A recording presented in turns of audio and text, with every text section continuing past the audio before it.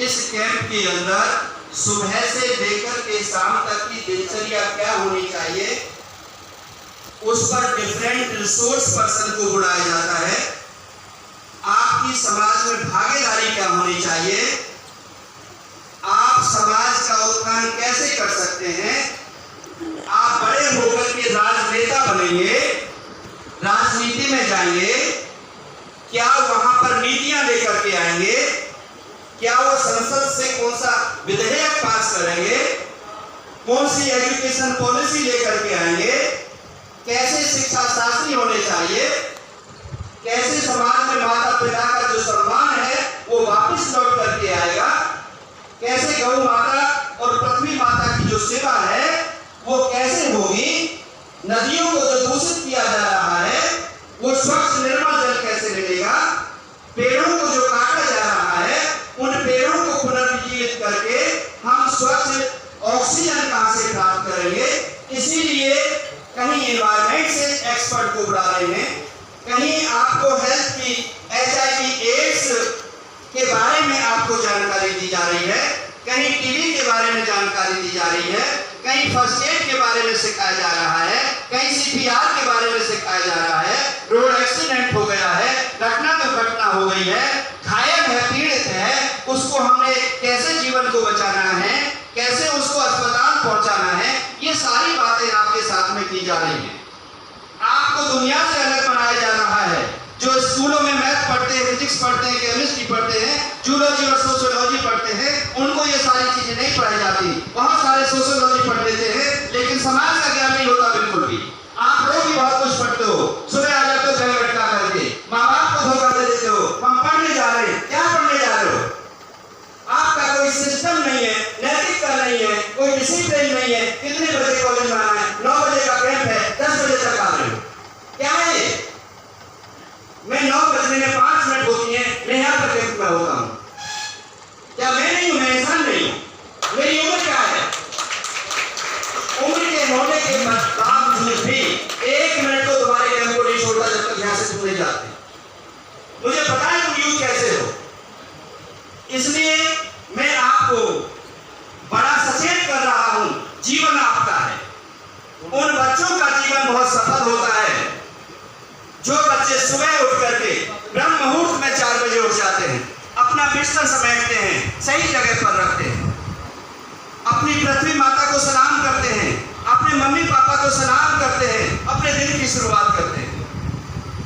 अपना जो दिनचर्या है, ब्रश करना, टॉयलेट जाना, बाथरूम जाना, स्नान करना, योग करना, मेडिटेशन करना, वो सब नियमित करते हैं। उसके लिए किसी को कहने की जरूरत नहीं होती।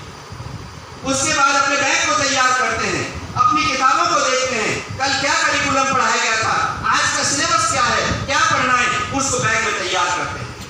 मुझसे क्या रह गया था कल, मुझे क्या कमी थी, मुझे क्या पढ़ना चाहिए, उसको पढ़ करके जाते हैं। आपने बैग उठाया, चले आए, कौन चिंता कर रहा है? आज की परवाह कल पर छोड़ देते हैं। आज करे सो आज कर, आज करे सो अब, पल में परवाह होगी, बहुत कर रहे हो कब, अगली सांस आएगी नहीं आएगी कुछ नहीं पता।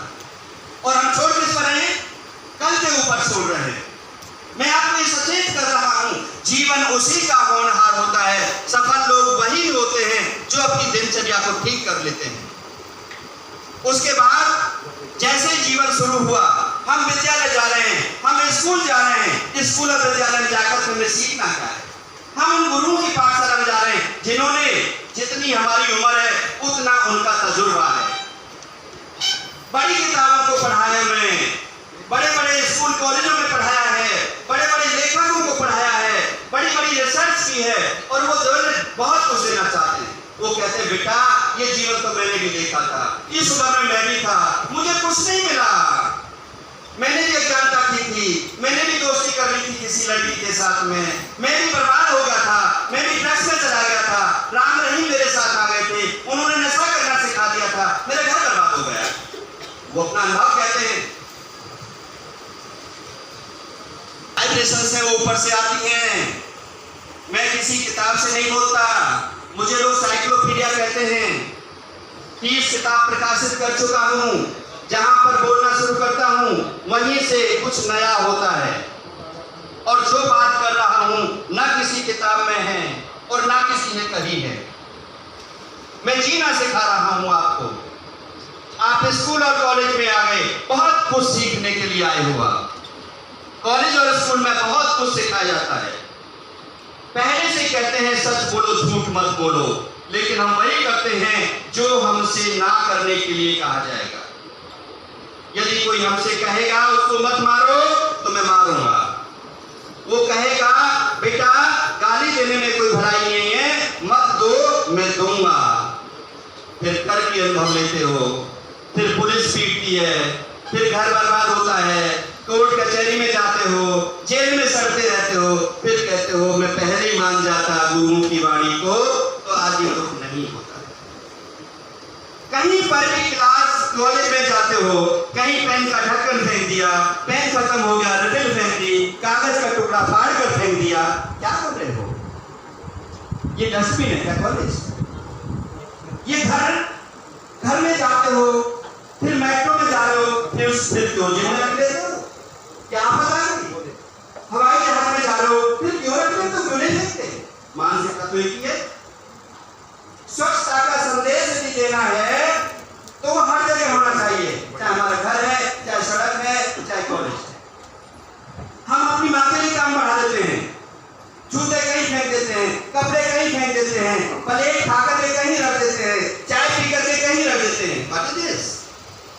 हमें माँ का काम कम करना चाहिए। हमें यदि चाय मिली है, कॉफी मिली है, कप प्लेट मिले, किचन में छोड़नी चाहिए। हमारा काम है, किसी और का नहीं है। नहाने धोने के लिए हम बाथरूम में जाते हैं, पानी की बाल्टी नहीं है, चिल्लाना शुरू कर देते हैं, मम्मी मेरा बनियान कहाँ है, मम्मी मेरा कच्छा कहाँ है, तुम ऐसे करती रहती हो, ढूंढ के नहीं रखती हो। क्या सीख रहे हो, क्या पढ़ रहे हो? वो तुम्हारा काम है, तुम रखो अपने बनियान लेकर को। That is not responsibility of your mother and father. There is responsibility only to give the admission to the better school or better college, to provide a good education. वो उनका काम है, ये उनका काम नहीं है।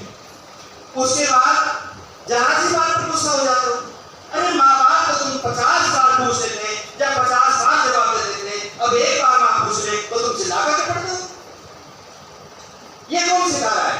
कौन से गुरु ने सिखाया?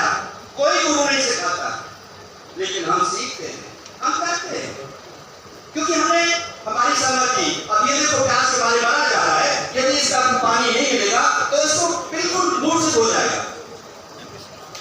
ये कॉमन सेंस से पढ़ाने के बाद 5 दिन में ये चिल्ला कहता हूं कि जब कोई स्पीकर है तो पानी की बोतल ऊपर करके पानी का प्रसार नहीं करना। फिर भी कर रहे हैं, चाह रहा है कि मुझसे कहें, मुझे हाईलाइट करें। कई बच्चे ऐसे होते हैं जो क्लास में ऐसा करते हैं और कहते हैं सर मुझे कहेंगे तो मैं बदमाश बनूंगा ना, मैंने सर के सामने ऐसा किया, सर ने मेरा क्या कर दिया? सर तो वो कर देंगे जो जिंदगी में तुम कल्पना भी नहीं करते, तुम्हें पीछे बैठा देंगे, तुमसे पूछेंगे भी नहीं, तुम्हारी कॉपी भी चेक नहीं करेंगे और तुम्हारी जयराम जी की हो जाएगी। सर तो वो कर देंगे।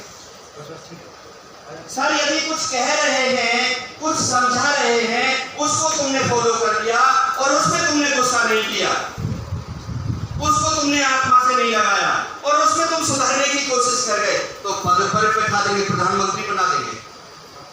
वो प्रधानमंत्री जब बने वो गुस्सा करने से निपटते।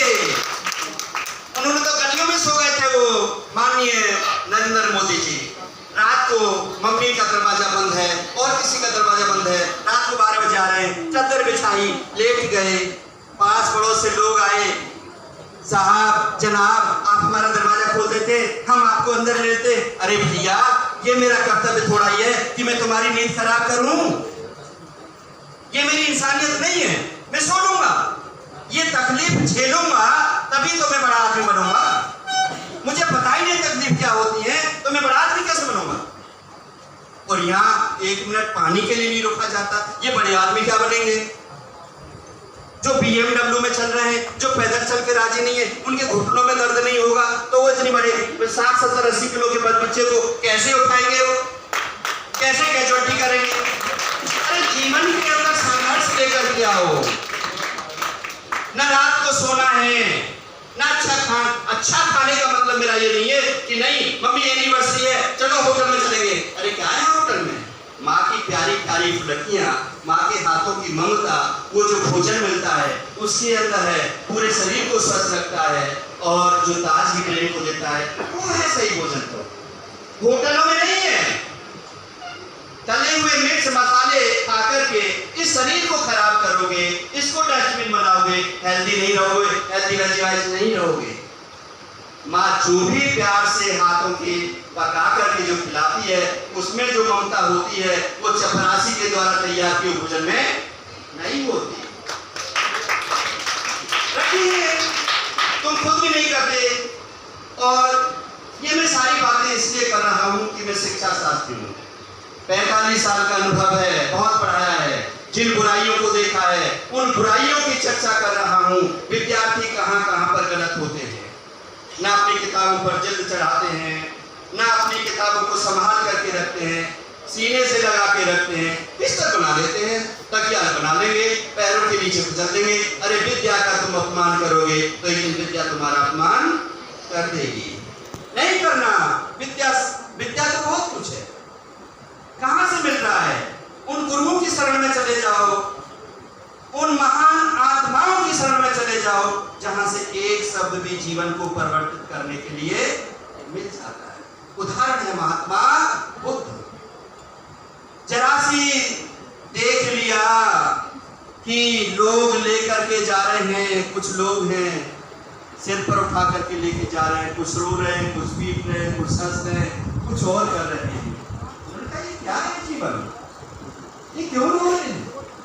कुछ लोगों से बात की, राजा पे छोड़ दिया, ज्ञान की तलाश में चले गए।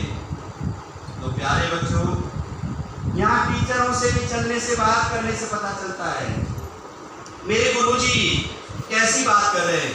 हर बुरे इंसान में एक अच्छाई होती है, ध्यान रख लेना। बुरा कोई नहीं होता, बुरा सिर्फ हमारा ये विजन होता है।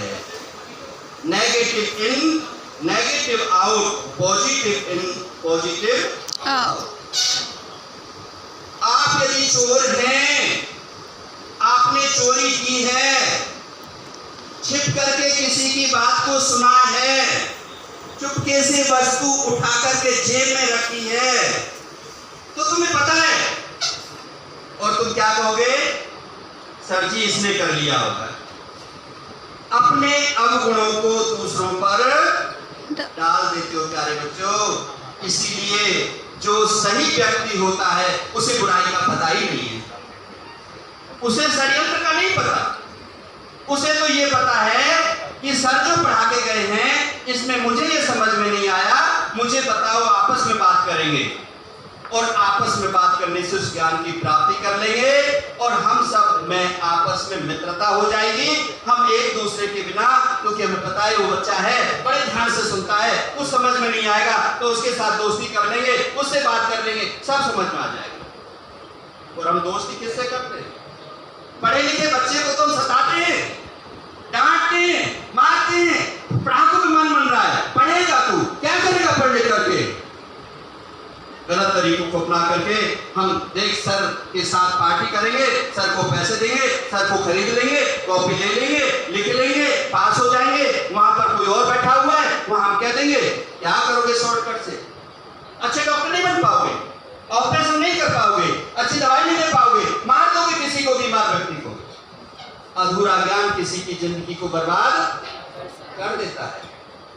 जो सही तरीके से पढ़ते हैं, जो सही समय पर सही फैसला लेते हैं, वो अच्छे प्रोफेसर भी बनते हैं, अच्छे इंजीनियर भी बनते हैं, अच्छे डॉक्टर भी बनते हैं, अच्छे वैज्ञानिक भी बनते हैं, चंद्रयान पर भी पहुंचते हैं और कल्पना चावला जैसी बेटी बनकर के इतिहास भी रचाते हैं।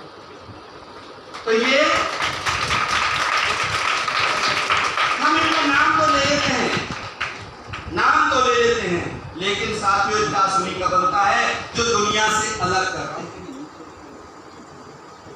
24 घंटे होते हैं सबके पास में, किसी के पास और नहीं होता, लेकिन उसी 24 घंटे में कुछ नींद त्याग देते हैं, कुछ भूख त्याग देते हैं, कुछ लोगों को छोड़ देते हैं, कुछ कमरा बंद कर लेते हैं, कुछ रिश्तेदारी में नहीं जाते, कुछ विवाह शादी में नहीं जाते, कोई और कहीं नहीं जाता, और सिर्फ एक ही उद्देश्य होता है कि मैंने 2 महीने बाद, 3 महीने बाद यूपीएससी क्वालिफाई करना है, रैंक पहली आनी है। जब अखबार में छपूंगा तब लोग पूछेंगे अरे फलाने का, तब इतिहास बनेगा मेरा। पहले क्या कहते थे लोग, अरे तो ऐसे ही है, और फिर कहते हैं ये पढ़ लिख करके देखो कितना अच्छा बच्चा, ये है नाम। तो बेटा कुछ नहीं रखा दोस्ती में। कैसी दोस्ती? दोस्ती की परिभाषा में दे रहा हूं। दोस्ती वो जो चाहे बंद कमरा हो, चाहे ओपन थिएटर हो, चाहे जंगल हो, चाहे स्कूल हो, चाहे कॉलेज हो, जहां हम सिर्फ पढ़ाई की बात करें, सभ्यता की बात करें, सिविलाइजेशन की बात करें, मित्रता की बात करें, सुख दुख बांटने की बात करें, वो है दोस्ती। दोस्ती वो नहीं जो सिर्फ खाने पीने की बात करें। दोस्ती वो नहीं जो कहीं पर आपका सामाजिक बहिष्कार हो जाए, तिरस्कार हो जाए, माँ बाप भी कहें कैसे पैदा हो गया था, मर जाता तो अच्छा रहता, तेरी वजह से तेरे बाप को माफी मांगनी पड़ी, तेरी वजह से हमारे परिवार को ये करना पड़ा। ऐसी दोस्ती का क्या फायदा है? और ऐसा हो रहा है।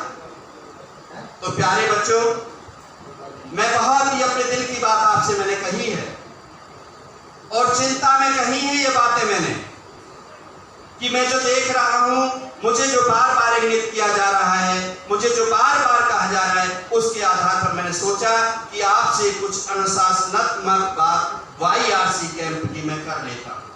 कि YRC कैंप का मतलब क्या होता है? YRC